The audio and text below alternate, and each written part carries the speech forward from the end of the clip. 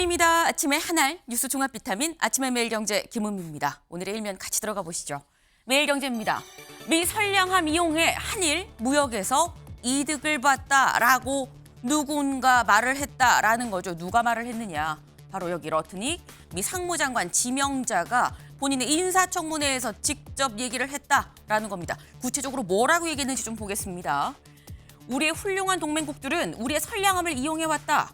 일본의 철강, 한국의 가전 같은 경우 콕 집었죠.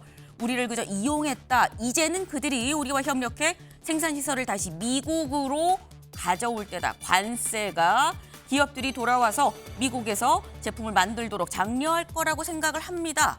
라고 얘기를 했습니다. 명확한 메시지죠. 콕 집어서 한국, 일본을 얘기를 했습니다. 미국에 와서 만들어라. 관세가 들어갈 거예요. 라고 친절한 설명까지 사실상 덧붙였습니다. 이렇게 되면 쉽지 않은 트럼프 이기 이제 정말 체감이 되는 시기가 왔다라는 생각이 좀 듭니다. 근데 이렇게 정말 무적 같은 미국, 역공을 당했다는 평가가 나옵니다. 누구한테? 다음 기사 볼까요? 중앙일보입니다. 딥시크 쇼크, 중국, 미국 제재 뚫고 AI 역공입니다. 이게 무슨 얘기야? 일단 딥시크가 뭐야 생각하실 수 있어요. 오픈 AI의 챗 GPT 아시죠? 그러니까 이 쉽게 얘기하면 인공지능 챗봇을 얘기를 하는 건데 이 인공지능 챗봇에 챗 GPT의 중국판이 나왔다라는 겁니다. 그 이름이 딥시크다. 근데 딥시크 쇼크라는 얘기가 붙었습니다. 왜? 중국이 지금 제재를 받고 있죠. AI에 쓴 칩 수출하지 못하도록 이 제재를 지금 미국이 가하고 있는데 그걸 뚫고서 챗 GPT에 버금가는 이 AI 인공지능 챗봇을 만들었다라는 겁니다. 네. 심지어 이 챗 GPT는 만든 1,400억 들었는데 딥시크는 80억밖에 안 들이고도 비슷하게 만들었다라는 평가가 나오고 있습니다. 관련해서 이 딥시크가 나오고 어제 이 나스닥 지수가 폭락했고 엔비단 17%가 넘게 떨어졌습니다. 잠시 뒤 9시면 긴 휴장을 끝내고 우리 국내 증시도 이제 다시 열죠. 이 미국 이 증시에서 있었던 이 여파가 국내 증시에 또 어떤 영향을 미칠 것이냐 여부도 관심 포인트가 아닌가라는 생각을 좀 해봅니다. 다음 기사 볼까요? 동아일보입니다. 무한 제주항공 참사 한 달. 이번엔 김해 에어부산 화재입니다. 사진 같이 보겠습니다. 이게 뭐야 싶으실 수 있는데 지금 한눈에 봐도 지금 이 에어부산이 항공기 여객기의 윗상단이 완전히 타버렸죠.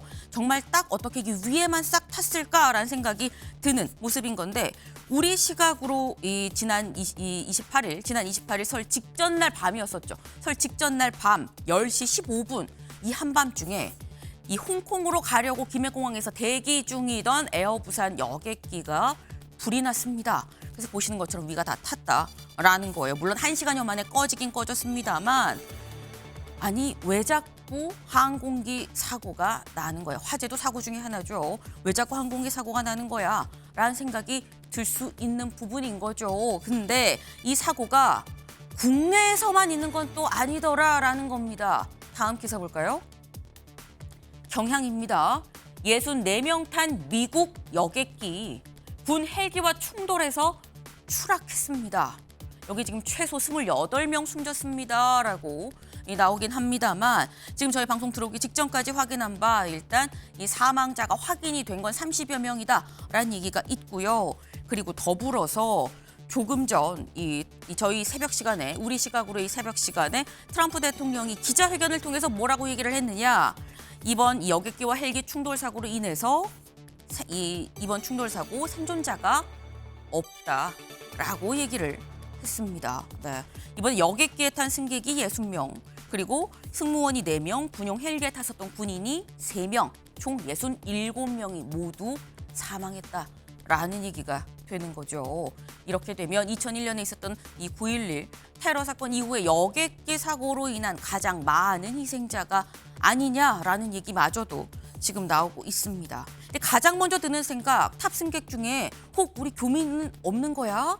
라는 생각 들 수 있습니다. 사실 이 관련해서 다른 보도가 나오지 않고 있었는데 조금 전에 속보가 또 하나 나왔습니다. 뭐라고 나왔느냐? 이번 이 추락한 여객기 안에 한국계 10대 남녀 2명이 탔다. 라는 소식이 들어 있습니다. 다만 한국계 남녀이기 때문에 국적 자체는 미국인으로 보인다라는 얘기도 좀 같이 나오고 있습니다만 일단 뭐 국적을 떠나서 모든 사망은 안타까울 수밖에 없죠. 고인의 명복을 빕니다. 다음 기사 보겠습니다. 조선일보입니다. 윤 탄핵 심리 2월 말 끝날 수도, 헌재 종일 변론 진행 등 속도전에 들어갈 예정이다라는 겁니다. 이제 다음 달 6일부터 헌재가 오전 10시부터 시작해서 하루 종일 심리를 진행할 예정이다라는 거예요. 하루 종일 심리를 일주일에 2번씩 이렇게 하면 한 달 안에 심리가 끝나지 않겠느냐라는 겁니다. 조선일보는 지금 헌재가 이 심리 속도를 내고 있습니다라는 게 지금 주제인 거죠. 그런데 다음 기사 볼까요? 한겨레입니다. 한겨레는 뭐라고 얘기를 했느냐? 형사 탄핵 동시 재판 받는 윤 지연 전략 예고입니다. 네. 지금 한겨레는 윤석열 대통령 지금 지연 전략 펼 것 같아요 라고 제목으로 뽑았어요. 왜?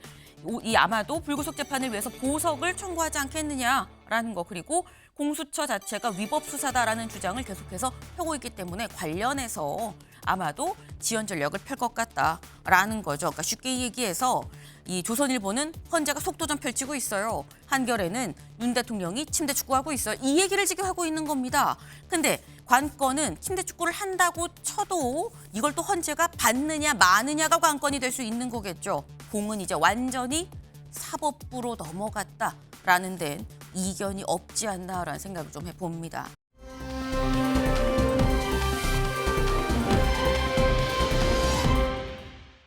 다음 사진 기사 볼까요? 네, 이게 뭐지 싶으실 수 있어요. 이 빨간 게 러시아 여권입니다. 그리고 이 옆에 뭐라고 적혀 있는데 이게 뭐냐? 김정은 위원장이 새해 또 이 친서를 이 새해 신년 서한을 보낸 게 또 같이 있었고요. 본인의 뭐 메모도 같이 있고요. 그리고 여기를 보면 한국말로 적혀 있죠. 뭐 손은 들어 무기 버리라고 뭐 이런 얘기들을 한국말로 적어놓고 옆에 괄호하고 한국말로 발음 나는 대로 또 러시아 말로 다시 한번 적어놓은 이런 메모 쪽지가 발견이 됐습니다. 어디에서? 우크라이나에서 사살한 북한군 병사의 품에서 나온 겁니다. 더불어서 이거 보이시나요? 명확하게 적혀 있는 삼성 투지폰입니다. 국내에선 더 이상 볼 수가 없죠. 그런데 이 숨진 북한군 품에서는 이 폰이 발견이 됐다라는 거, 아마도 이 우리나라에서 더 이상 쓰지 않는 거 북한 가서 자기들끼리 좀 소통하고 이런 데 쓰는 게 아니겠느냐라는 얘기가 나옵니다. 근데 참 안타까운 건 여기에 나와 있는 뭐 손들어, 총 버려 이런 이 한국말 중에서 살려주세요, 항복입니다 라는 말은 러시아어로 번역된 게 없더라라는 거죠. 네. 전쟁이 빨리 끝났으면 좋겠네요. 아침에 매일경제 뉴스 종합 비타민 언제나처럼 TV로 좀 크게 보시다가요. 궁금한 점 유튜브 댓글로 남겨주시면 같이 좀 얘기를 보겠습니다. 첫 번째 키워드 볼까요?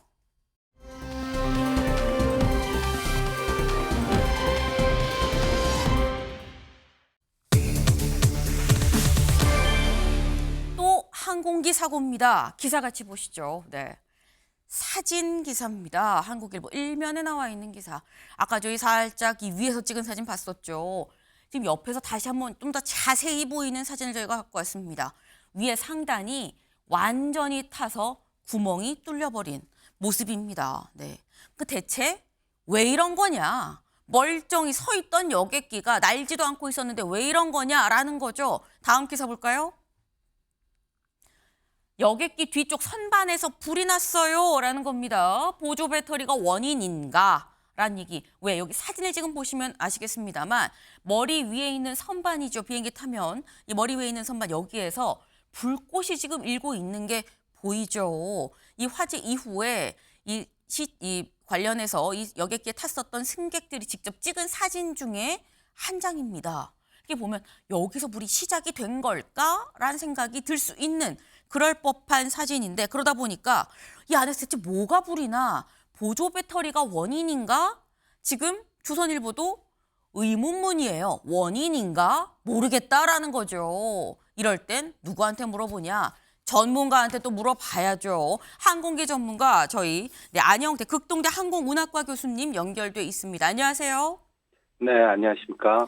네, 안녕하세요, 교수님. 저희가 지금 사진상으로 지금 이런 네. 사진을 봤을 때 선반 내에 있는 보조 배터리가 원인 아니냐라는 얘기가 나오는데 어떻게 보십니까, 원인? 가능성은 이제 매우 높다고 보는데요. 네. 어떤 정기적 스파크로 인한 그 잠깐의 그 불꽃이 마침 또 주변에 기화성 물체들이 있을 경우에는 전달이 돼갖고 화재의 가능성이 충분히 있을 수 있는데요. 네. 특히 그게 어떤 리튬의 이온 방식의 그 배터리로 인한 화재라는 것은 아직은 쉽게 단정할 수는 없습니다. 네. 그러니까 지금 말씀은 가능성이 상당히 크긴 크지만 말씀을 단정할 수는 없다. 왜? 아직 현재 지금 국토부가 또 조사를 진행 중이죠. 때문에 네. 가능성이 큰 건 맞긴 하지만 이거라고 단정하는 건 좀 섣부릅니다라는 좀 교수님 말씀이 있었어요. 근데 지금 이런 상황이 저희 그래픽 잠깐 같이 볼까요? 그래픽. 네. 이번 이 사고, 여기 승객들이 선반 위에서 타닥타닥 타는 소리가 났다라는 얘기도 같이 있었습니다. 그러다 보니까 더더욱 이거 아무래도 정말 보조 배터리 같은데라는데 약간 심증이 더 갈 수 있는 그런 증언들이 지금 나오고 있다라는 거죠. 근데 시간대별 기록을 좀 보면은요. 원래 이 비행기 지금 밤 10시 15분에 불이 났습니다라는 신고가 지금 들어왔는데 보면 오후 9시 55분에 원래 출발할 예정이었습니다. 홍콩으로 출발할 예정이었는데 지연이 됐다는 거죠. 그래서 10시 15분 대기 중이던 이 비행기 안에서 불이 났고 이후에 정확하게 시간은 알 수 없지만 일단 통에 탈출이 됐고요. 그리고 소방당국에서 1단계를 발령하고 불이 나고 난 다음에 대략 1시간여 뒤에 완진이 됐다라는 겁니다. 근데 교수님 이번 사고 인명피해가 하나도 없었습니다. 근데 시간대별 기록을 보면 사실 딜레이가 돼서 그나마 지상에 네. 있었으니까 공중이 아니었으니까 그나마 다들 대피해서 인명피해가 없었지라고 말씀하시는 분도 있고 또 한편에선 지상 공중이 중요한 게 아니야. 더 중요한 게 이게 항공유가 불이 붙었냐 안 붙었냐다라고 말씀하시는 분도 있더라고요. 어떻게 보십니까? 물론 여러 가지 그 우리나라 항공철도사고조사위원회에서 철저한 분석이 이루어지시겠지만은 네. 이게 지상에 있을 때랑 공중에 있을 때랑은 상황이 틀리기 때문에 좀 더 어려운 조건은 얼마든지 비행 중에 이제 발생될 수 있지만 그렇다고 인해서 기재에서 발생된 이런 화재가 네. 지상이냐 비행 중이냐 공중이냐에 따라서 어떤 결과가 확연히 틀려지는 것은 아니라고 볼 수 있습니다. 그렇기 때문에 네. 특히 이제 이륙 초기 단계에서는 네. 항공기에 많은 그 변화가 이루어지기 때문에 항공기의 모든 승무원들이 힘들고 많은 일들을 해야 되는 어려운 상황은 맞긴 하지만 네. 화재가 발생됐을 경우에는 운항 승무원 포함해서 특히 객실 승무원들이 철저히 사전 훈련들이 되어 있기 때문에 네. 화재의 초기 진압은 충분히 잘 이루어졌을 것이라고 믿어 의심치 않습니다. 네. 공중도 지상도 사실 일단 화재가 난 초기에 어떻게 대응하느냐가 관건이다. 다만 공중이라면 더 이 상황이 컸을 수 있겠지만 이 승무원들이 상당히 이 마련된 매뉴얼대로 잘 대처를 했다 그러면 피해가 크지 않았을 수 있다라는 말씀을 하셨어요. 항공유까지 불이 번지냐 안 번지냐도 사실상 초기 대응에다 좀 들어갈 수 있는 내용이라고 좀 보여집니다. 근데 관련해서 일단 네. 결과론적으로 인명피해가 없었습니다. 그러니까 부상자는 있었지만 사망자는 없는 상태로 다소 나이간 경증으로 이번 사고가 좀 잘 수습이 됐다라고 볼 수 있긴 합니다만 이후에 나오는 얘기들이 다음 기사를 좀 보시죠.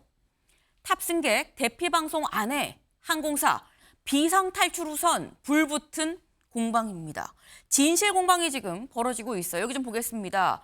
화재 대응이 적절했느냐를 두고 지금 이 공방이 벌어지고 있다라는 거죠. 탑승객은 왜 안내 방송이 없었습니까? 에어부산에선 긴박한 상황이라서 방송할 수 있는 상황이 아니었다.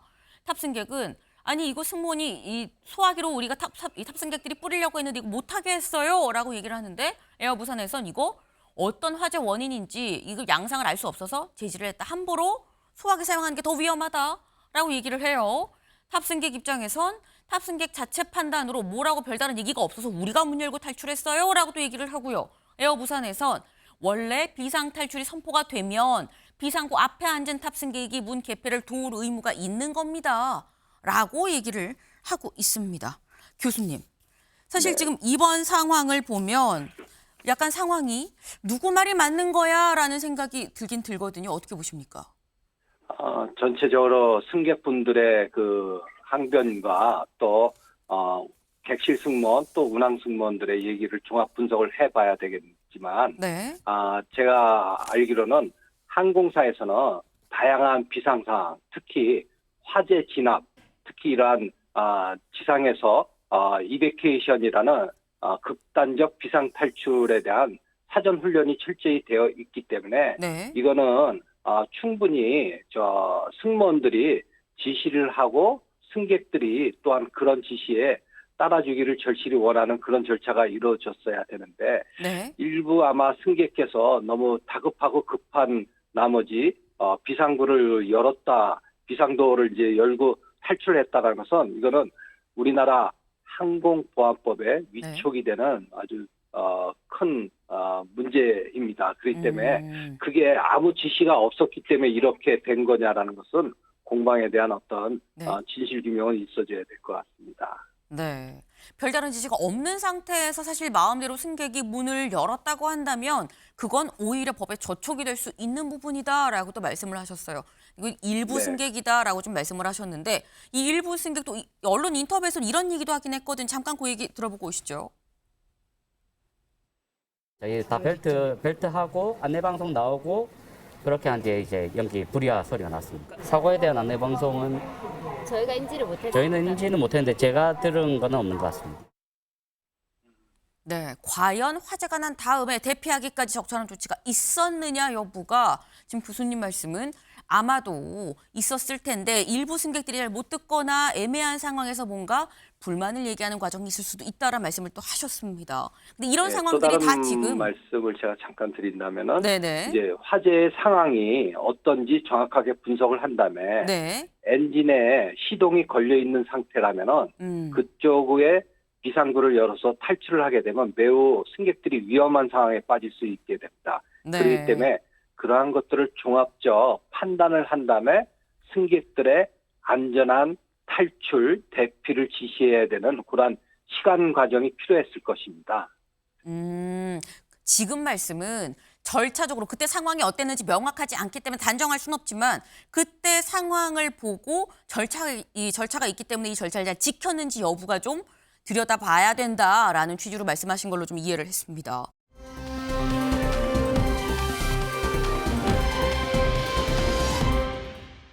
근데 지금 저희가 지금 에어 부산 얘기를 지금 하고 있죠. 설 당일 직전날 있었던 국내에서 있었던 김해공항에서 있었던 항공기 사고를 지금 봤는데 아까 저희 일면에도 살짝 나왔거든요.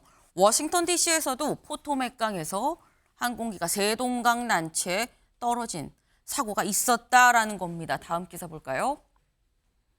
피겨 선수단 탄 미 여객기 군 헬기와 충돌 생존자 없는 듯이라는 당국의 얘기가 있었는데 직접적으로 트럼프 대통령이 오늘 새벽에 없습니다라고 얘기를 했죠. 관련 목소리 잠깐 들어보고 오시죠.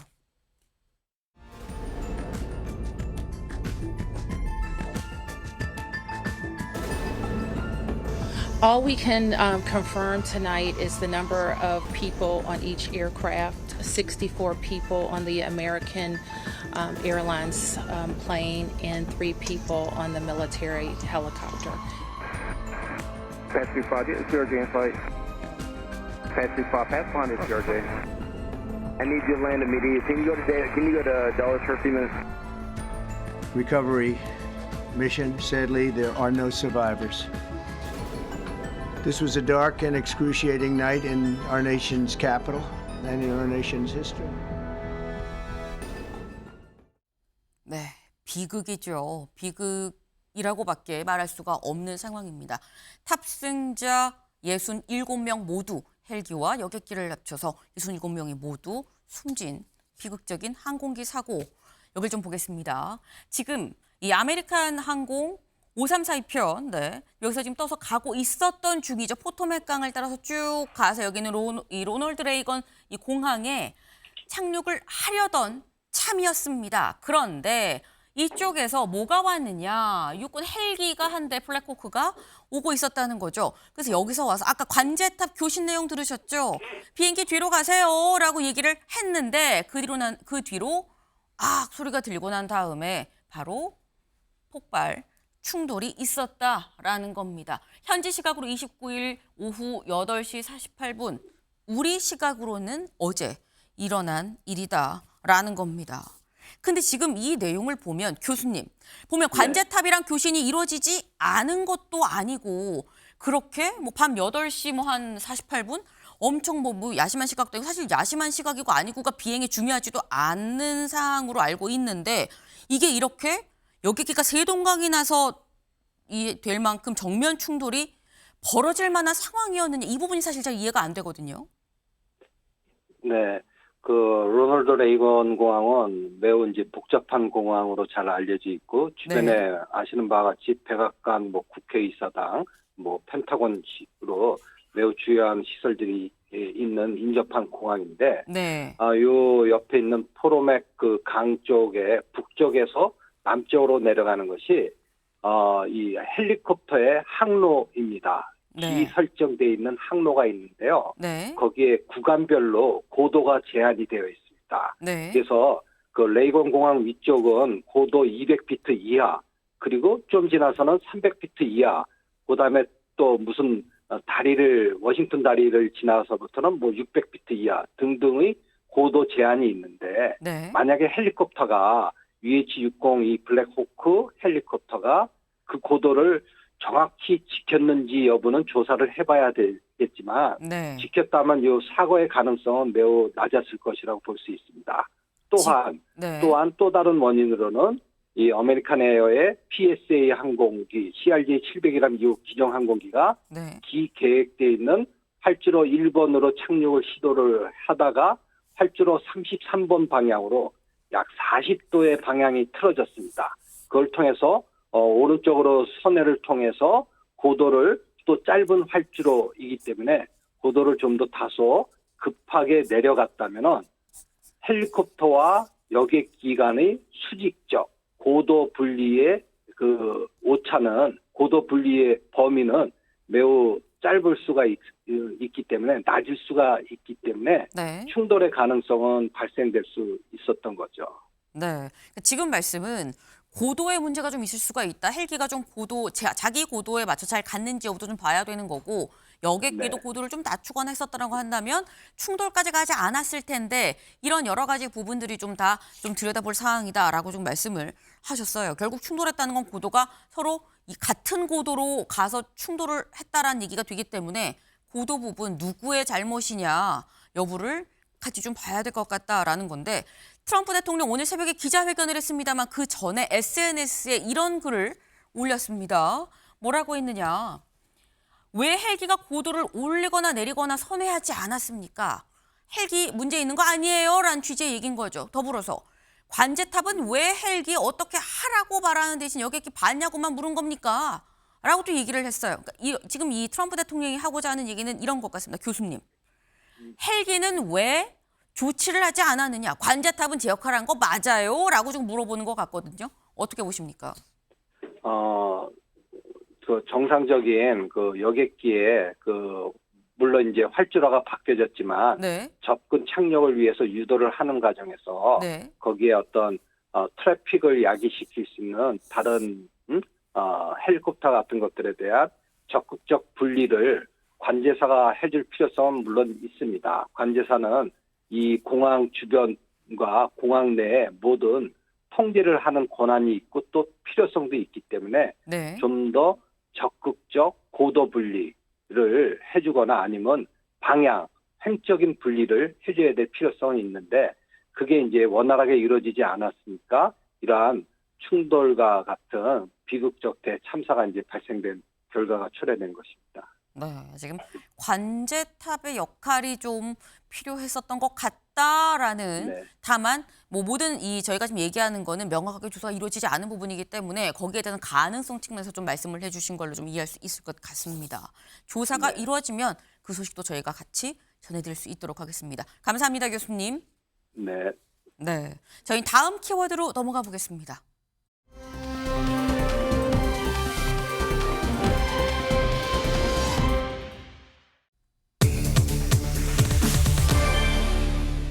오늘부터 접견 가능입니다. 기사 같이 볼까요? 용산 참모 여의원들 윤 접견 추진, 김 여사는 당분간 면회 안을 듯. 네. 지금 설 연휴가 다 끝나고 이제 오늘부터 일상이 시작이죠. 서울구치소도 오늘부터 사실 공휴일에도 변호인은 접견이 가능합니다만 일반인 접견은 오늘부터 시작이 됩니다. 그러다 보니까 이 오늘부터 시작되는 일반인 접견에 용산 참모진 그리고 국민의힘 의원들 다 접견 갈 것 같다라는 얘기가 나오고 있습니다. 네, 당장 오늘부터 접견하려는 사람들이 상당히 많은 것 같다. 권성동 원내대표 얘기 들어보고 올까요?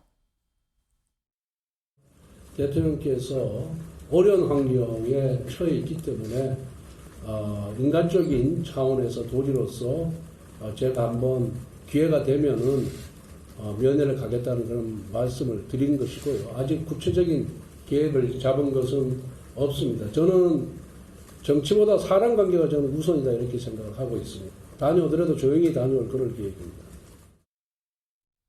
네, 더불어서 정진석 비서실장도 이렇게 얘기를 했습니다. 대통령을 가까이에서 모셨던 사람으로 인간적인 도리를 다하기 위해서 안부를 여쭈러 갈 거다라고 얘기를 했습니다. 그래서 이르면 오늘 갈 수도 있다라는 얘기가 같이 나오고 있습니다. 근데 이걸 보면 원영섭 변호사님, 지금 권성동 원내대표, 정진석 비서실장 다 보러 갈 거다라고 얘기를 하면서 하는 얘기가 인간적인 도리를 지금 얘기를 하고 있거든요.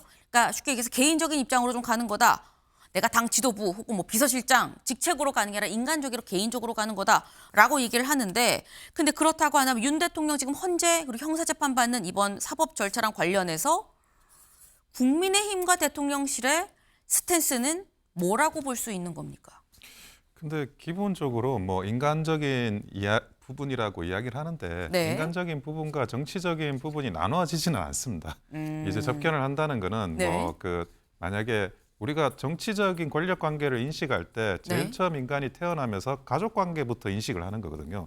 가족 관계라는 틀 속에서 정치를 사실은 보게 됩니다. 근데 그거를 이제 좀 극단적으로 확대하면 유교 성리학이 되는 거고, 지금 인간적인 도리라고 하지만 정당과 대통령의 관계가 네. 가족이자 형제자 동지입니다. 예, 그래서 뭐 우리가 가족 중에 누가 그 구치소에 있다 그러면 안 보러 갈 건가요? 당연히 접견하러 가죠. 접견하러 가고 거기에서 뭐 이것저것 이야기가 나올 수가 있고, 네. 근데 그런 부분들이 인간적인 도리도 맞으면서도 정치적인 부분하고 나눠지진 않아요, 물리적으로. 그렇기 때문에. 그래서 물론 이제 그 대통령께서 가지고 있는 어떤 생각은 있으시겠지만 네. 많은 분들하고 접견하고 또 기본적으로 본인의 생각을 자신의 육성으로 직접 나누는 건 필요합니다. 여러 가지 전국적인 상황 속에서 이 변화에 대응하기 위해서 하루하루 그 무슨 일이 일어날지가 예측이 안 될 정도로 네. 긴박하게 변하고 있거든요. 그런 면에서는 뭐 정치적이든 인간적인 도리든 접견은 많이 하시는 게 좋다. 다만 변론을 하고 재판을 받아야 되는데 그 네. 시간을 확보하는 문제는 있어요. 그래서 그런 부분까지 감안해가지고 균형감 있게 진행할 필요는 있습니다. 네. 그 지금 말씀은 이게 딱 뭐 개인적, 정치적 이거를 이런 목적으로, 이런 의도로라고 나눌 수 있는 부분이 아니지 않느냐. 가족 같고 형제 같고 다 그런 사람들인데 뭐 지금 간다고 가족이 그럼 구치소에 있는데 보러 안 갈 거냐, 지금 그 말씀을 하셨어요. 이 얘기인즉슨 명확하게 무자르듯 자를 수 없는 부분이 있다. 정치적인 부분으로도 볼 수가 있고 아닐 수도 있고 뭐 이게 약간 좀 불분명한 부분이 있다라는 취지의 말씀을 지금 하셨습니다. 근데 지금 어쨌거나 보면 권성동 원내대표도 간다고 그러고요. 지금 정진석 비서실장도 간다고 그러고요. 앞에서 뭐 윤상현 의원도 사실 간다고 진즉부터 얘기를 했었죠. 가려고 한 사람이 굉장히 많다라는 겁니다. 그러다 보니까 다음 기사 볼까요?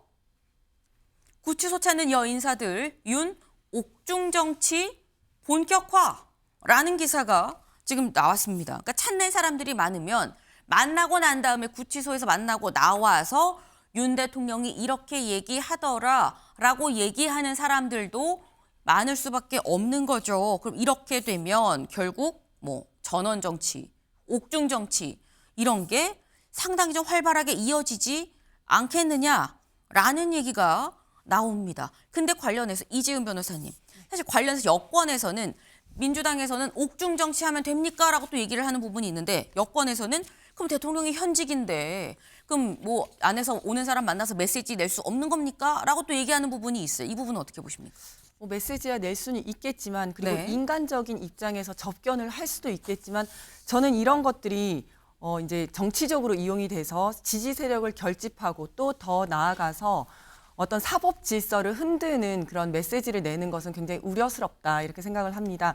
얼마 전에도 석동현 변호사가 네. 그 윤석열 대통령을 접견을 하고 이후에 페이스북에 글을 쓰지 않았습니까? 네. 그 내용들도 특히 지지자 결집과 관련해서 어떤 청년들을 언급을 했는데 이러한 내용도 이제 구속영장이 발부가 됐을 때 굉장히 적극적으로 저지하고 또 반발을 했었던 청년들을 언급을 함으로써 어떻게 보면 그 청년들을 결집시키는 역할을 한다고 생각을 하거든요.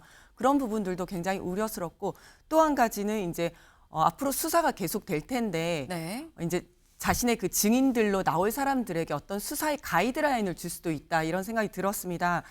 그 페이스북에 따르면 굉장히 구체적으로 헌법상 권한으로 자신이 계엄을 선포를 했고 그리고 뭐 국회의원이든 누구든 유혈 사태는 아무도 없었고 체포된 사람도 없었으며 굉장히 짧게 계획된 것이었다라고 본인의 무죄와 고의가 없었음을 주장을 하고 있거든요. 이런 것들이 앞으로 나올 증인들에 대해서 어떤 수사상 가이드라인을 줄 수 있다. 이런 점에서도 좀 우려스러웠습니다. 그 지금 말씀은 옥중 정치 뭐 여부를 떠나서 이게 지금 지지자 결집을 위해서 전략적으로 활용하는 거 아니겠느냐. 그리고 더불어서 다른 증인들한테 어떤 가이드라인을 주는 목적도 있는 것 같다라는 취지의 말씀을 하셨어요. 근데 사실상 이런 목적이 뭐 명확하게 딱 드러나거나 하는 이런 부분이 또 아닌 거죠. 때문에 당장 오늘 누가 윤 대통령과 접견을 할 것이냐. 접견하고 나와서 윤 대통령이 또 뭐라고 접견 중에 얘기를 했는지 말을 할 것이냐. 이목이 쏠릴 수밖에 또 없습니다. 근데 지금 뭐 용산 참모진들 그리고 뭐 국민의힘 의원들 다 지금 접견을 추진한다고 하는데 아까 기사 다시 볼까요, 서울신문? 다 접견을 추진하는데 김 여사는 당분간 면회 않을 듯. 사실 아까 말씀하신 석동현 변호사가 전한 윤석열 대통령의 서울 즈음한 메시지에선 사실 내가 좀 걱정이 됩니다. 김 여사가 건강이 안 좋은데 괜찮을지 걱정이 됩니다라는 내용도 같이 들어 있었어요. 그런데 그래서 김 여사가 과연 윤 대통령 보러 바로 갈 것이냐. 이목이 쏠렸는데 여기에 대해서 안 올 것 같아요라고 서울신문은 아예 제목에 박았죠. 이걸 좀 보겠습니다. 김 여사의 건강이 실제로 좋지 않은 데다 김 여사가 접견하면 야당의 공세가 거세질 수 있어서 가지 않을 것 같다라는 얘기가 나옵니다. 네. 그리고 건강이 진짜 안 좋구나. 그래서 못 갈 수도 있겠네라는 생각이 들긴 드는데 관련해서 윤 대통령 이제 정말 재판 절차로 좀 다 들어갔죠. 이 법원의 시간으로 지금 들어갔는데 경찰 조사에서 이런 얘기를 했었다라는 거예요. 다음 기사 볼까요? 윤 계엄 직전 와이프도 몰라 화낼 것 같다라는 얘기를 했다고 윤 대통령이 아니라 주변에 있던 국무위원들이 경찰 조사에서 얘기를 했다라는 거죠. 당시 국무회의 참석자들이 경찰에 진술을 했다. 그래서 한덕수 이 총리가 윤 국무회의 생각 안 한 것 같다라고 얘기를 했다라는 거죠. 경찰 조사에서 이렇게 얘기를 했다라는 겁니다. 근데 보통 우리가 아내도 몰랐어요라고 얘기를 할 때 일반적으로 아무도 몰라요라고 할 때 우리 아내도 몰라요라고 지금 얘기를 보통 쓰는데 동아일보가 굳이 이 제목으로 이 제목으로 이렇게 뽑은 이유. 그동안 사실 야당에선 계엄 선언 이거 김 여사가 다 알고 시킨 거 아니야, 뭐 같이 한 거 아니야라는 얘기 주장을 계속 해왔었거든요. 근데 이재용 변호사님 지금 뭐 쉽게 얘기해서 야당에서는 김 여사가 실세다 뭐 이런 취지로 김 여사도 알고 있었겠지 뭐 박지원 의원도 뭐 그런 취지의 얘기를 했었었는데 이걸 보면 그럼 김 여사 몰랐다 그러면 그동안 야당 주장이랑 좀 다른데? 라는 생각이 들기도 해요. 네, 근데 윤석열 대통령이 저렇게 말씀을 하신 거는 네. 실제로 아무도 몰랐고 굉장히 전격적으로 실행을 했다라는 의도일 수도 있지만 네. 그 김 여사가 몰랐다라고 꾸미기 위해서 거짓말을 했을 가능성도 있다고 생각을 합니다. 그래서 두 가지 가설을 다 놓고 생각을 해야 되는 거고 네. 결국 다른 증언들이나 증거들을 통해서 저 말이 사실인지를 좀 확인을 해봐야 될 것 같습니다. 네. 그러니까 지금 모든 가능성을 열어놓고 봐야 된다. 김 여사는 관계가 없다는 걸 밑자락을 깔기 위해서 당시에 한번 이런 얘기를 쓱 던진 걸 수도 있다. 그 여부도 판단을 해야 된다라고 말씀하셨어요. 근데 일단 이런 어떤 국무위원들의 이런 뭐 당시 참석자들의 얘기가 맞다고 한다면 또 한편으로는 원 변호사님 정말 여사도 모르게 진행을 했다고 하면 경고성 계엄이라고 지금 윤석열 대통령은 주장을 하는데 굳이 경고성 계엄을 여사도 모르게 진행할 필요가 있었나? 라는 생각을 할 수도 있거든요. 근데 그게 왜 비상계엄을 했냐 그 문제로 다시 돌아가는 거거든요. 근데 이와 관련해 가지고 정말 그 김용현 전 장관 말고는 몰랐다는 게 여러 가지 경로에서 지금 확인이 되고 있습니다. 특히나 이제 정보 관련해 가지고 민정수석이 계속 이제 그 민감한 정보 내용을 직보를 하지 않습니까? 네. 근데 그 민정수석도 몰랐다고 할 정도면 이런 내용들에 대해서 굉장히 보완하에 그게 지금 진행이 된 거 분명한 것 같아요. 근데 이 사유만 가지고 예를 들어 뭐 예산농단, 입법농단 그리고 네. 22명에 대한 탄핵, 국무위원 탄핵 이런 부분 외에도 사실은 대외적으로 밝힐 수 없는 그런 사유가 더 있지 않을까 많은 사람들이 좀 그 의구심을 가지고 있거든요. 네. 그런 부분들이 어떤 타이밍에서 뭐 더 드러날 수 있을지 그거는 좀 한 번 더 생각을 해볼 필요는 있는 것 같습니다. 네. 그러니까 지금 뭐 여러 가지 단계에서 정말 윤 대통령과 김용현 전 장관 말고는 몰랐던 부분이 좀 드러나고 있지 않느냐. 다만 정말 진정한 이유가 뭔지에 대해서는 추가적으로 나올 수도 있다. 지금까지 이 밝혀진 거 말고 더 있을 수도 있다라는 말씀하셨어요. 사실 지금 이게 이미 재판 절차로 넘어갔기 때문에 수사 단계에서 이런 진술들이 직원들이 있었습니다라는 얘기가 지금 이제 나오고 있는 건데 이젠 말씀드렸죠. 법원의 시간으로 넘어갔다라는 겁니다. 형사재판이 이제 시작이 되죠. 당장 다음 기사 볼까요? 3달 중순 형사재판 착수입니다. 윤 셀프 변론으로 증인 압박 나선다라는 거예요. 오늘 재판부가 어디가 될지 좀 배당이 되지 않겠느냐라는 얘기가 나옵니다.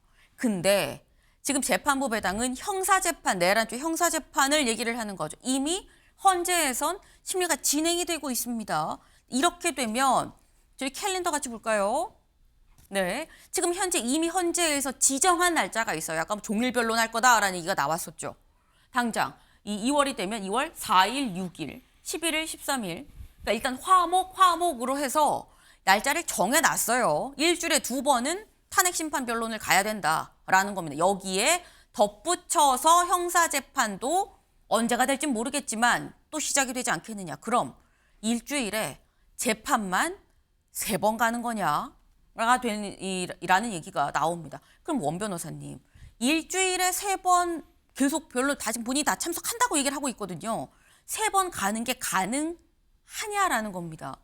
그게 뭐 원래 형사재판은 본인이 출석을 하는 게 원칙입니다. 네. 그러다 보니까 그 헌재재판도 출석하고 형사재판도 그 사이에 기일이 잡히면 가는 게 맞고요. 네. 그런데 다만 지금 그 기일이 잡히기가 좀 쉽지 않은 게 그 공판 준비 기일에는 원래는 피고인은 가진 않거든요. 근데 이 내란죄 관련해서는 그 법리적인 이슈가 굉장히 많아요. 네. 수사권의 문제, 체포영장의 문제, 구속영장의 문제 이런 수사 과정에서 있었던 그런 그리고 수사권과 기소권의 분리, 그 검찰이 기소하는 게 맞았냐 이런 그 기본적인 수사와 기소의 적법성 문제가 너무 많아가지고 이 법리 다툼을 하는 과정에서 공판 준비기일이 여러 차례 잡힐 수 있고 그러면 그 상황에서는 뭐 정의신문이나 이거는 일단은 공판 준비기일이 넘어가야지 정의신문을 하는 거거든요. 네. 그래서 제가 볼 때는 꽤 기일이 잡히는 게 당장은 어려울 것 같습니다. 그래서 셀프 변론 정인 압박에 나선다 이런 기사는 너무 좀 앞서간 기사가 아닌가라는 생각입니다. 네. 사실 뭐 이 공판 준비 기일만도 몇 차례 굉장히 상당한 이 날짜를 좀 이 소비를 해야 될 만큼 많은 좀 쟁점들이 있기 때문에 뭐 그렇게 바로 뭐 압박에 나선다 이런 표현 자체는 좀 맞지 않은 거 아니겠느냐라는 말씀을 지금 하셨어요. 이 변호사님 짧게 말씀해 보시죠. 저도 일단 헌재에서는 신속하게 그 심판을 진행할 의지를 보이고 있기 때문에 헌재에서는 기존에 계획된 일정대로 갈 것 같고요. 형사재판은 공판 준비 기일이 잡히는데 시간이 좀 걸릴 수도 있고 그리고 그 공판 준비 기일에는 윤석열 대통령이 직접 출석할 필요가 별로 없기 때문에 네. 별로 이렇게 겹치거나 하지는 않을 거라고 생각이 됩니다. 일단 2월 중에서 형사재판이 시작이 되긴 하지만 공판 준비 기일 자체는 윤 대통령이 직접 출석을 안 하기 때문에 안 해도 되기 때문에 네. 네, 좀 이제 천천히 진행이 될 것으로 보이고 그 전에 아마 그 탄핵 심판이 결정이 나지 않을까 생각을 합니다. 지금 말씀도 상당히 좀 중요한 포인트예요. 2월 그리고 어쩌면은 이 사실상 첫 형사재판이 3월로 넘어가게 된다고 하면 헌재가 속도를 내면 헌재 판단이 다 나오고 그다음에 형사재판이 진행될 수도 있다라는 말씀입니다.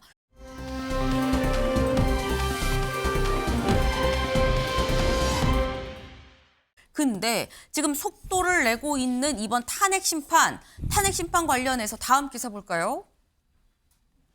문영배 이재명과 7차례 SNS 야 탄핵 불복 의도다 라는 얘기가 또 나오고 있어요. 이게 대체 무슨 얘기냐? 권성동 원내대표 얘기 들어보고 오시죠. 특히 문영배 대행은 이재명 대표와 사법 연수원 동기 시절부터 호용 호재하며 민주당 정성호 의원이 가장 가까운 사이라고 보증한 인물입니다. 헌법재판마저 패밀리 비즈니스로 전락해서야 되겠습니까? 헌법재판관들의 남편이나 동생이 헌법재판의 불공정성을 의심받을 만한 그런 지위에 있는 것은 사실입니다. 과연 공정성을 담보할 수 있겠느냐, 깨끗하게 승복할 수 있겠느냐라는 차원에서 봤을 때는 이분들께서 스스로 회피를 해야 저는 마땅하다. 권성동 원내대표 얘기는 이거죠. 여기를 좀 보겠습니다. 지금 현재 이 헌법재판소의 재판관들 좀 정치적으로 좀 문제가 있다, 중립이 아니다라고 지금 얘기를 하고 있는 거예요. 이 보면 문영배 헌재소장 권한대행이 이재명 대표와 상당히 SNS 여러 차례 교류를 할 만큼 친분이 있다, 문제 아니냐라고 지금 얘기를 하고 있는 거고요. 이미선 재판관의 경우엔 동생이 윤석열 퇴진 특위의 부위원장이었었다. 괜찮냐 얘기를 하는 거고, 정계선 재판관의 경우 남편이 변호사인데 이 남편이 속한 로펌이 국회 측 변호인단의 공동대표랑 같은 법인이다, 그 소속이다 라고 좀 얘기를 하고 있는 거예요. 문제 아니냐, 직접적으로 연관된 거 아니냐. 마지막으로 마은혁 재판관 후보자의 경우는 후원금 기부, 정치활동 이런 정치적 중립 위반 문제가 있다라고 여권에서는 또 얘기를 하고 있습니다. 이재용 변호사님, 이런 여권의 주장은 어떻게 보십니까? 저는 이거는 헌법재판소 흔들기이자 그 재판 결과를 미리 불복하겠다는 어떤 포석이라고 보는데요. 먼저 헌법재판소 법에 따르면 제척 기피 회피 제도가 있습니다. 네. 헌법재판관이 당사자이거나 아니면 당사자의 친인척일 경우에 이제 그 재판부에서 빠지는 것을 의미를 하는데, 네. 일단 이 여당에서 이야기하는 내용들은 회피 사유에 해당하지가 않습니다. 예를 들어서 15년 전에 SNS를 했다든지 이런 내용들은 전혀 회피 사유에 해당하지가 않고요. 두 번째 더 중요한 거는 일반 민사재판이라든지 형사재판은 재판부에서 특정 법관이 빠지면 다른 법관으로 대체가 됩니다. 네. 하지만 헌법재판소에는 9명의 헌법재판관이 있고 이들 중 6명 이상이 탄핵을 인용을 해야지 탄핵이 되는 거거든요. 네. 그런데 지금 8명밖에 없는 상황이고 여기에서 3명을 지금 회피를 하라고 한다는 거는 5명으로서는 탄핵 심판 자체가 열릴 수가 없는 거거든요. 그래서 이건 탄핵 심판을 하지 말라는 거다. 즉 어떤 결과가 나오든 어떤 불복을 하겠다는 포석이다, 이렇게 생각을 합니다. 요거 짧게 원 변호사님. 지금 예. 의도가 불순하다라는 취지예요. 근데 특히나 문영배 권한 대행의 네. SNS는 큰 문제입니다. 과거에 서울중앙지방법원 형사단독에서 박병권 판사, 정진석 의원한테 6개월 실형을 선고하지 않았습니까? 그러면서 네. 본인이 SNS가 문제됐을 때 대법원에서 엄중 주의를 줬습니다. 근데 그러면서 정치적 중립성이나 신뢰성을 그렇게 의심받게 행동하지 말라고 했어요. 엄중주의.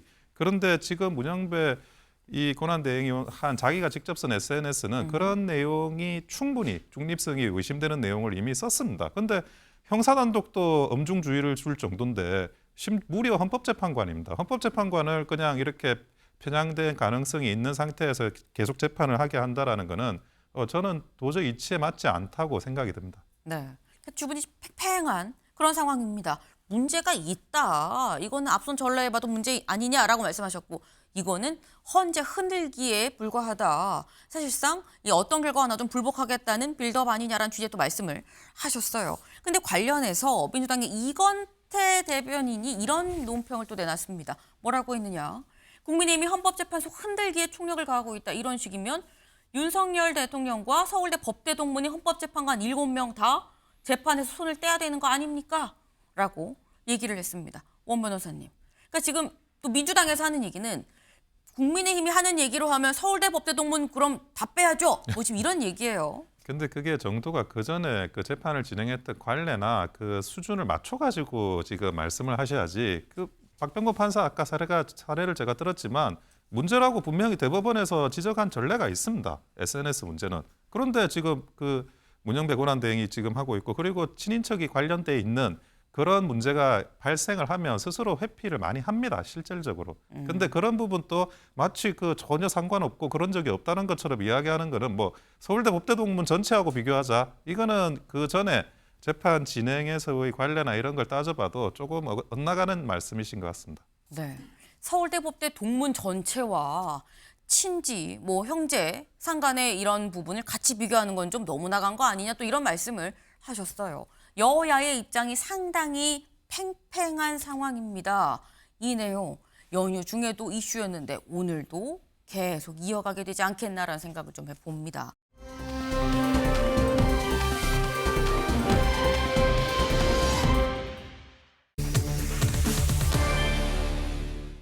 명문체회입니다. 기사 보겠습니다. 문, 탄핵 정국 주도적 역할을 이 통합 포용 행보 이어갈 것. 어제 이재명 대표와 문재인 전 대통령이 만났습니다. 그 모습 보고 오시죠.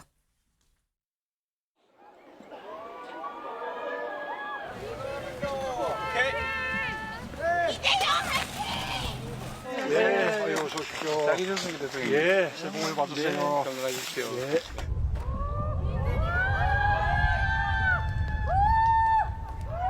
자, 설들 잘 지냈습니까? 네. 복 많이 받으시고 또 민주당이 세상을 좀 크게 바꾸어서 국민들 모두에게 좀 행복을 주시길 바랍니다. 사실 이 대혼란도 다 국민들의 힘으로 극복해 나가고 있는데 정말 위대한 국민입니다. 예. 민주당과 이재명 대표가 통합하는 행보를 잘 보여주고 있고 앞으로도 잘 해줬으면 좋겠다. 특히 지금같이 극단적으로 정치 환경이 조성되어 있는 상황에서는 통합하고 포용하는 행보가 민주당의 앞길을 열어가는데 매우 중요할 것 같다. 그렇게 각별히 주문을 하셨고 그거에 대해 이재명 대표도 크게 공감을 하고 있고 앞으로 계속 그런 행보를 하고 있다라고 말씀하셨고요. 네, 상당히 화기애애한 분위기죠. 그리고 실제로 오간 대화도 그렇습니다. 통합 행보 잘하고 있고요. 앞으로도 좀 잘 부탁드립니다. 압류, 그럼요. 열심히 이어가겠습니다. 이런 얘기가 오갔다라는 거예요. 상당히 분위기가 좋았는데 근데 두 사람이 저렇게 분위기 좋게 만나기 직전 날 일명 친문 적자라고 불리는 김경수 전 지사가 글을 하나 올렸는데 이런 글이었습니다. 2022년 대선 이후 치욕스러워하며 당에서 멀어지거나 떠나신 분들 많습니다. 지선, 총선에서 떠난 분들 많은데 진심으로 그들한테 사과하고 기꺼이 돌아오실 수 있도록 해야 됩니다. 라고 얘기를 했어요. 그러면서 총 한 4가지 정도를 요구를 했습니다. 떠난 인사들한테 사과하라. 그리고 노무현 전 대통령, 문재인 전 대통령 폄훼한 사람들 당사자가 사과하고 이거 재발 방지 조치도 있어야 된다. 대선 패배 책임 전가하면 안 된다. 일극체제, 정당 사유와 이런 거 당내 분위기 좀 바꿔야 됩니다.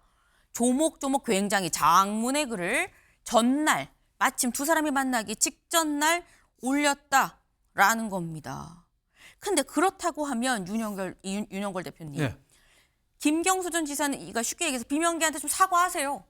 라는 메시지를 내놓고 이튿날 문재인 전 대통령은 통합행보 잘하고 있고 잘 해주세요. 라고 얘기를 했다는 건 김경수 전 지사와 문재인 전 대통령의 생각이 다르다는 거냐. 무슨 말이냐. 어떻게 해석해야 되는 겁니까? 저는 뭐 같다고 봅니다. 같다. 김경수 전 지사 측근들이 또 문재인 대통령도 측근으로도 있고 네. 어떻게 보면 교감이 있었던 거죠. 그러니까 30일 날 이재명 대표하고 문재인 전 대통령이 만난 날 하루 전날에 네. SNS로 저렇게 강한 발언을 한 거죠. 이재명 대표의 사당화, 뭐 일극체제, 그리고 뭐 노무현 대통령, 문재인 대통령 비난하고 폄훼한 거 사과하고 네. 여러 가지 이야기한 거는 서로 어떻게 보면 이신전심이 아니냐 뭐 이런 생각이 들어요. 문 대통령, 전 대통령도 이재명 대표랑 자리에서는 화기애애한 듯한 모습은 보였지만은 네. 말 한마디 한마디가 상당히 가시가 있잖아요. 문재인 대통령이 그런 얘기했잖아요. 민주당이 탄핵 정국의 주도적인 역할을 해야 된다. 이 얘기를 번역기를 돌리면 네. 왜 탄핵 정국에서 주도적 역할을 못했냐. 아하. 2017년에 나는 주도적 역할을 했는데 왜 지금은 안 되냐. 탄핵 심판이 시대 정신이 돼야 되는데 지금은 이재명이냐 아니냐. 그러니까 정권 교체론이 절반이 넘는데도 불구하고 이재명 지지율은 35% 안팎이잖아요. 그거는 왜 그러냐? 이재명 혼자 독주해서 그렇다. 그래서 문재인 대통령 얘기는 저는 두 가지로 요약됐어요. 네. 하나는 민주당이 네 끼가, 민주당이 네 거냐. 그리고 네 혼자서는 택도 없다. 저는 두 가지를 굉장히 강조했다고 봐요. 그래서 포용과 통합을 얘기했는데 네. 문재인 대통령하고 이재명 대표가 포용 통합은 국민적 차원에서 큰 게 아니라 문재인 대통령 측근 김경수, 김부겸 이런 사람들을 왜 안 끼워줘? 빨리 좀 대선 레이스에 넣어줘. 뭐 이런 저는 뉘앙스라고 봤어요. 그래서 언중요거를 떠나서 저 어떻게 보면 동상이몽이고 네. 어떻게 보면 올 동주로 가기 직전이다. 저는 이렇게 보고 있습니다. 네, 어려운 얘기 많이 나왔습니다. 언중유골, 동상이몽, 네. 많은 얘기들이 나왔어요. 지금 결국 김경수 전 지사와 문재인 전 대통령 같은 생각인데 다만 문 전 대통령이 부드러운 화법으로 뼈 있는 말을 돌려 한 거다. 지금 이재명 대표가 제대로 못하고 있다는 얘기를 지적한 거 아니겠느냐라는 겁니다. 근데 그렇다고 하면 김경수 전 지사가 두 사람이 만나기 직전 날 이런 메시지를 내놨으면 두 사람 만나서 이 얘기 직접적으로 하지 않았겠느냐라는 건데 기자들이 그래서 이재명 대표한테 물어봤거든요. 직접 들어보시죠. 대표님, 저 김경수 지사님께서 치욕스럽게 당을 떠난 분들에 대한 사과를 좀 요구하셨는데 어떻게 생각하십니까? 대변인도 나중에 내가 나중에 그 부분에 대해서 딱 구체적인 적시된 말씀을 하신 건 없고요. 대통령이 말씀하시는 포용과 통합의 원칙이라는 것은 말 그대로 정말로 그 원칙적이고 기준이 되어야 할 규범이 되어야 할 말씀을 하신 것이 어떤 구체적인 현상과 상황에 대해서 딱 찍어서 이건 이렇게 해줘라 저건 저렇게 해줘라 그렇게 말씀 안 하시죠. 네.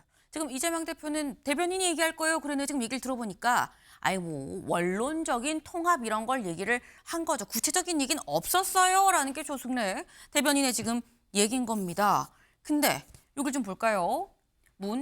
김경수, 김부겸 포용을 그렇게 할 것. 지금 이 동아일보의 보도에 따르면 직접적으로 문재인 전 대통령이 김경수 지사와 김부겸 전 총리를 콕 집어서 여기 좀 포용해 주세요라고 언급을 했다라는 겁니다. 두 사람 이름을 여기 볼까요? 언급하면서 현장을 잘 아는 그분들의 이야기를 통합적으로 잘 듣고 포용하라고 했다라는 얘기가 나옵니다. 구체적으로 김경수, 김부겸 이 사람들 현장 잘 아니까 얘기 잘 듣고 포용해 주세요라고 콕 집어서 실명 얘기해서 했다라는 거예요. 근데 그렇다고 치면 최창렬 교수님, 아까 조 대변인 얘기는 원론적으로 얘기한 거예요. 구체적인 얘기 없었습니다. 그럼 이건 얘기가 잘 또 된 건가라는 생각이 드는 거거든요. 원론적 얘기로 이제 해석할 수 있겠죠. 네. 포용 통합이라는 게 정치인들이 늘 입에 달고 다니는 얘기들이니까. 근데 지금 이 상황 속에서 마냥 이제 원론적이라고만 얘기할 수는 없을 거예요.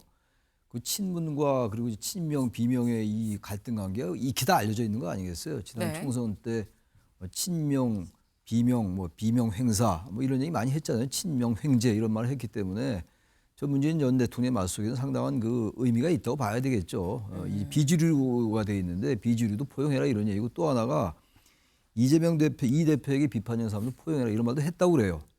그런 걸로 봐서는 단순하게 연초에서 만난 게 아니죠. 마침 전날 또 김경수 전 지사의 그런 가시도친 비판이 있었기 때문에 문 대통령으로서도 문 전 대통령으로서도 지금 이 상황이 굉장히 불편할 겁니다. 아마 자신의 측근 세력들이 대단히 배제됐던 거였으니까 총선에서 말이죠. 문제는 그거죠. 결국은 지금 이 탄핵 정국 그리고 이제 지금 이 형사 재판이 열릴 텐데 윤 대통령의 게다가 이재명 대표의 2심 재판이 꼭 열릴 거 아니겠어요? 2월 달에 말이죠. 네. 그렇게 된다면 그 재판 결과에 따라 달라지겠습니다만 결국은 민주당 내의 대선 판도, 대권주의 판도 이게 연결되어 있는 겁니다. 결국은. 그게 그렇지 않고 그냥 이재명 대표의 그 체제로 간다면 별로 의미가 없는 것이고 그 변화가 뭔가 있길 바라는 거죠. 그리고 거기에 이제 변수가 결국 이재명 대표의 2심 재판 결과일 것이고 그런 것들의 지금 하나의 전초전들이라고 봐요. 이 모든 게 다 좀 전초전의 얘기인 거다. 이거를 뭐 통합 얘기 워낙에 늘상 정치권에서 나오는 얘기이기 때문에 원론적으로 들으려면 들을 수 있지만 이게 또 원론적인 얘기인지 좀 곱씹어 봐야 되는 상황 아니냐, 타이밍적으로 좀 그 말씀을 지금 하셨습니다. 근데 이 두 사람, 이재명 대표와 문재인 전 대통령 두 사람이 만나기 직전 날 김경수 전 지사가 올린 SNS네요. 이거 좀 연관 있는 거 아니냐라는 얘기를 지금 저희가 했죠. 근데 두 사람이 만난 바로 그날 저녁에 대표적인 친명계 의원의 강득구 의원이 SNS에 글을 올렸습니다. 뭐라고 했느냐. 김경수 전 지사님, 복당은 당의 공식 절차입니다. 그리고 민주당은 시스템으로 움직이는 정당이에요. 라고 얘기를 하면서 진심으로 사과하란 말은 더 동의가 안 됩니다. 누구한테 사과하라는 겁니까? 당 깨고 나간 사람들한테 얘기하라는 거예요. 이거 당원 모욕하는 겁니다. 라고 얘기를 하면서 길게 썼어요. 이재명 대표 일극체제란 말은 더더욱 동의를 못하겠습니다. 일극체제란 이 프레임으로 민주당을 몰고 가는 건 이건 이낙연 전 대표와 그 측근들의 말과 정확하게 일치하지 않습니까? 라고 조목조목 다 반박을 했다라는 거죠. 그리고 더불어서 아까 뭐 원론적인 얘기예요. 뭐 이런 얘기를 했었던 조승래 대변인이 어제 이런 얘기를 했습니다. 잠깐 들어보고 오시죠. 다양성이 이 생태계를 파괴하는 정도까지 가서는 안 되겠죠. 다양성은 자칫하면 심각한 분열과 균열로 갈 수도 있지 않겠습니까? 네. 이 다양한 견해들이 민주당이라는 생태계를 좀 풍성하게 하는 방향으로 가야 되는 것이지 그거를 파괴하고 분열시키는 방향으로 가서는 좀 곤란하겠다. 윤영월 대표님. 지금 생태계의 다양성을 지금 얘기를 들었어요. 다양성이 너무 지나쳐서 생태계를 파괴하는 정도까지 가면 안 되는 거 아닙니까? 강득구 의원보다는 좀 다소 톤 다운한 부분이 있지만 명확하게 아닌 건 아닙니다라고 또 얘기를 한 거 아닙니까? 그렇죠. 뭐 친명계가 문재인 대통령 전 대통령하고 김경수 전 지사 얘기에 대해서 반발하는 거죠. 지금이 그 탈당한 사람은 어떻게 하란 말이냐. 그 사람들이 무슨 당에 공헌을 했느냐 하는데 지금 냉정하게 생각해 봐야 될 것 같아요. 지금 갑이 누구냐 이거죠. 네. 지난 총선 때 갑은 이재명 대표가 갑이었습니다. 네. 공천도 마음대로 하고 자기가 공천권이 있었으니까. 근데 앞으로 대선이 오면은 또 이재명 대표가 갑이 될까요? 저는 갑이 아니라고 봐요. 친문도 갑이라고 될 수 있다고 봐요. 지난 대선 때 0.7% 차로 문재인 전 대통령 말대로 떨어졌잖아요. 네. 당이 하나가 안 돼갖고 또 이길 수 있을까요?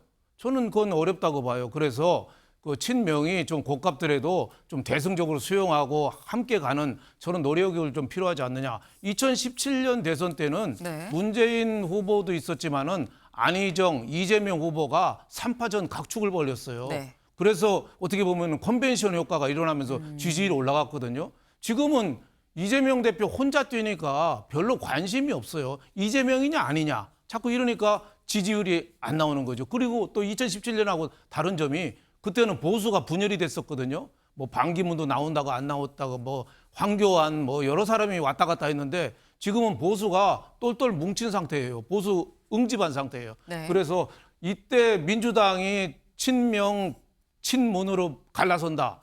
그거 쉬울까요? 저는 상당히 어려울 거로 봅니다. 그래서 민주당이 다시 태어나려는 그런 미래를 보고 하려는 노력을 좀 해야 돼야 승산이 있다고 봅니다. 네, 지금 이 비명계의 이른바 요구에 친명계가 명확하게 선을 긋고 반발을 하는 모습 아니겠느냐라고 말씀을 하셨어요. 오늘 만평이 하나 나왔습니다. 만평 같이 볼까요? 이겁니다. 그리고 언뜻 보면 뭐 목욕탕 같아요. 목욕탕 같은데 일단 거대한 뒷모습, 덩치가 상당히 있죠. 이재명이라고 적혀 있어요. 딱 이제 목에 타월 하나 두르고 이제 막 목욕하러 들어갔는데 안에서 누가 헛둘 하고 있습니다. 몸 풀고 있는 거죠. 목욕탕 안에서. 누구냐? 김경수 전 지사다. 이재명 대표가 목욕하러 싹 탕에 들어갔더니 김경수 지사가 몸을 풀고 있더라.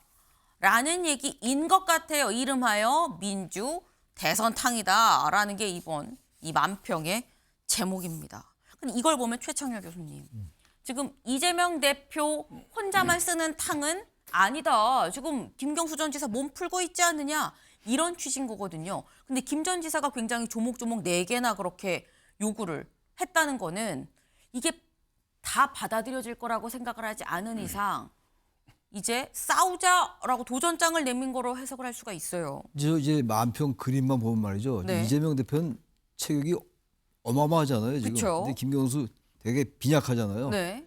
저 만평을 쓴 사람은 그게 핵심인 것 같아요. 김경수 전 지사가 뭔가 이제 몸을 푼다고 볼 수도 있습니다. 몸을 네. 푸긴 푸는 거죠. 저러한 그 차이가 전력의 차이가 있는데 해봐야 뭐가 의미가 있겠느냐. 되겠느냐. 이 민주당은 역시 이재명의 일극 체제이다. 라는 걸 강조하고 싶은 것 같아요. 서민호란 저 분이 말이죠. 그래서 민주당은 제가 아까 사법적인 문제 잠깐 거론했습니다만 당내에서 여러 가지 얘기가 있을 거예요. 2심 재판 결과에 따라서. 근데 그 2심 재판 결과를 우리가 모르잖아요. 모르기 때문에 아직은 예단할 수 없는데 그럼에도 불구하고 지금 보세요. 강덕구 의원이나 조승래 의원이 굳이 꼭 이렇게 얘기 안 해도 되는 거거든요. 우리 당은 진짜 다양성 있는 거다라고 얘기하면 될 거 아니에요. 근데 다양성은 중요하지만 이게 생태계 파괴하면 안 된다. 이 두 번째 방점 찍고 있는 거 아니에요? 까불지 말라 이거예요. 이재명 체제로 가는데 왜 자꾸 말들이 많냐 이겁니다. 다시 말해 친명 일극 체제의 강고함을 그대로 보여주는 겁니다. 이럴 때 문재인 전 대통령도 그런 이제 메시지를 냈고 네. 통합 포용이 중요하다라고 얘기했고 물론 이제 김경수 전 지사가 얘기한 것들에 대해서는 친명이 불편할 수 있죠. 그럼에도 불구하고 아직 세력이 약하고 네. 그다음 그 세력이 그런 것들을 우리가 충분히 고려할 수 있다라고 낼 수가 있는 거거든요. 그렇게 하지 않잖아요 지금 조성래 의원이나 강덕구 의원이 무슨 소리냐. 당신들이 다 나가서 우리가 진 거 아니냐 오히려. 분열이 됐기 때문에 저는 뭘 또 분열하려고 하냐고 얘기하는 거거든요. 제가 볼 땐 그래서 이재명 대표의 이 민주당 체제는 쉽게 바뀌지 않을 겁니다 아마. 특히 탄핵 정부에서도 더욱더. 네. 지금 여전히 뭐 이재명 대표의 그 지지율이 썩 그렇게 반사익을 잘 못 보고 있잖아요. 그럼에도 불구하고 이재명 체제로 갈 공산이 크다라는 거를 좀 만평이 보여주고 있는 거 아닌가라고 생각이 듭니다. 네. 네. 지금 최 교수님 말씀은 이 만평의 핵심은 상당히 덩치가 큰 이재명 대표다. 결국은 이재명 대표 중심으로 민주당은 갈 수밖에 없다. 이 대선 탕의 주인은 결국 이재명 대표다. 그 얘기를 하는 거 아니겠느냐라는 말씀이에요.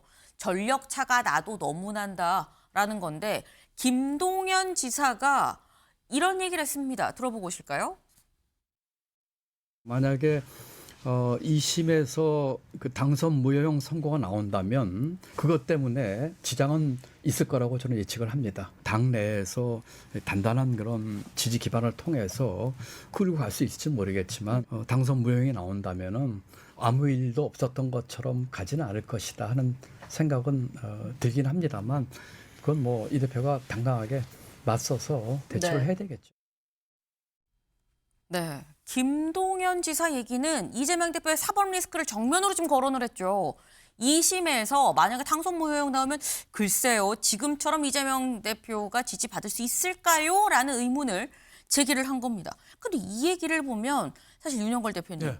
저희가 아까 만평에는 등장인물이 둘밖에 없긴 했습니다만 김동연 지사가 밖에서 약간 목욕탕 문고리를 잡고 있는 걸 수도 있겠다라는 생각이 들기도 해요. 그렇죠. 이제 이선 김동연 저 경기지사가 얘기한 듯이 네. 2심에서 선거법 유죄 판결이 나오면 상당히 뭐 이재명 대표가 흔들릴 수 있죠. 하지만 지금은 너무 체급 차이가 커서 이게 자연적으로는 안 돼요. 그 아까 김경수 전 지사도 만평 보면 사우나 수건 그냥 겨우 가리고 있잖아요. 네. 다윗이 골리앗 싸우려면 하다못해 돌이라도 갖고 던져야 되는데 돌팔매 알 것도 없이 사우나 수건 하나 걸치고 있어요. 그러니까 네. 지금으로 봐서는 아예 조적지혈입니다. 하지만은 2심 결과가 3월 중에 나온다고 예정대로 하면은 네. 그때 되면은 3심에서 만약에 선거 전에 대법까지 판결 나오면은 민주당은 후보가 없이 대선을 치러야 될지도 모르는 상황이 될 수도 있거든요. 그렇게 되면은 여론이 한번 요동을 좀 치겠죠. 하지만은 지금은 체급 차이가 너무 크다. 오히려 지난 총선을 거치면서 일극 체제, 친명 일극 체제가 되면서 이재명 외에는 다른 비명이고 뭐고 어떻게 보면 싹 청소가 된 상태거든요. 그래서 지금 자연 상태로는 네. 어떻게 보면은 생태계가 복원될 수는 없다. 김부겸이나 김동겸이나 김경수 3김이 지금 뛰고는 있지만은 차이가 나도 너무 나기 때문에 2심 결과에 의해서 좀 변수가 생기고 또 하나 변수는 이제 헌법재판소에서 좀 지금 서두르고 있잖아요. 네. 만약에 3월 중에나 말이나 나오면은 그때 또 요동을 한 번 더 칠 수 있다고 저는 봅니다. 지금 이 모든 공이 지금 사법부로 가 있다 보니까 지금 현재 뭐 이재명 대표의 2심이 어떻게 나오는지 그리고 헌재 판단이 언제쯤 나오는지 여기에 다 모든 이 정치 일정들이 다 맞물려서 돌아갈 수밖에 없다. 그리고 거기에 따라서 체급이 지금 현재 정말 미들급, 굉장히 낮은 김경수 전 지사가 더 몸을 키우냐 마느냐도 같이 좀 결정이 되지 않겠느냐. 현재까지는 어렵다라는 말씀을 하셨어요. 그런데 여기에 대해서 박용진 의원이 SNS에 이런 글을 올렸습니다. 윤 대통령 탄핵되면 다음은 무조건 민주당이 되는 걸까? 이재명 1극 체제만 극복하면 대선 승리 따놓은 당상일까? 이재명 한 명 탓하는 걸로 당내 문제들 눈 감고 있는 거 아닙니까?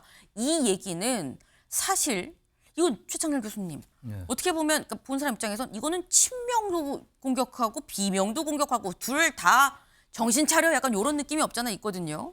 민주당이 지금 반성할 게 너무 많아요. 네. 지금 이 탄핵이 진행되고 있는데 탄핵 심판이 그럼에도 불구하고 민주당 정당 지지율이 국민의힘하고 비슷하게 가는 게 꽤 많이 나오고 있어요. 여러 가지 편차는 있습니다만 물론 이제 대선과 이제 윤 대통령이 이미 분리되기 시작한 것 같아요. 유권자들 머릿속에서 말이죠.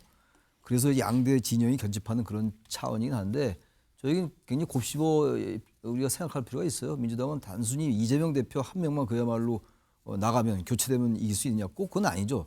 양당에 다 문제가 있어요. 국민의힘도 지금 저 정도인데도 여전히 윤 대통령 비호하는 것도 참 이해가 안 가는 측면이 많고 민주당도 마찬가지로 특히 이제 민주당의 이 대표가 계속 얘기가 나오는 겁니다만 3월 중 2심이 나올 가능성이 높잖아요. 그렇게 된다면 상황이 흔들릴 수 있는데 그렇다면 다 되는 거냐? 꼭 그건 아닌 거죠. 너무 민주당의 체제가 오랜 시간 동안 너무 한 곳으로 쏠려 있었어요. 국민의힘도 마찬가지긴 합니다만 그거를 지적하는 것 같아서 저거는 친명 비명을 떠나서 말이죠. 민주당 전체가 상당히 되돌아볼 그런 얘기라고 생각을 합니다. 네, 사실 박용진 의원의 경우 당내 대선 경선에도 나왔었던 경험이 있죠. 박용진 의원의 생각도 무엇일지 좀 궁금해집니다. 저희가 준비한 소식 오늘 여기까지입니다. 오늘도 좋은 하루 보내세요.